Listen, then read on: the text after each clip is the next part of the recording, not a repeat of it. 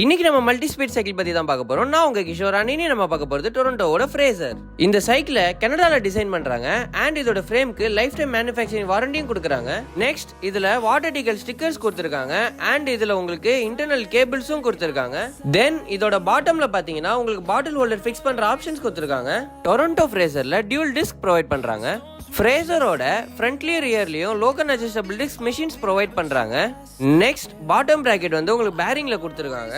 Toronto ஃப்ரேசர்ல Shimano shifter கொடுத்துருக்காங்க. இந்த சைக்கிள்ல ஷிமானோ கியர் செட் கொடுத்துருக்காங்க. ஃப்ரண்ட்ல 3 ஸ்பீடும் ரியர்ல 7 ஸ்பீடும் டோட்டலா 21 ஸ்பீடோட கொடுத்துருக்காங்க.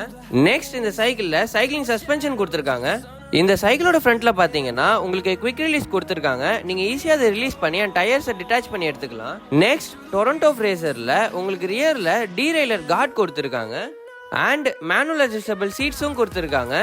டொரண்டோ ஃப்ரேசர்ல உங்களுக்கு ஃப்ரண்ட்ல TY500 டீரைலரும் அண்ட் ரியர்ல உங்களுக்கு TY300 டீரைலரும் கொடுத்துருக்காங்க. நெக்ஸ்ட் சீல்டு பேரிங் ஹப் கொடுத்துருக்காங்க.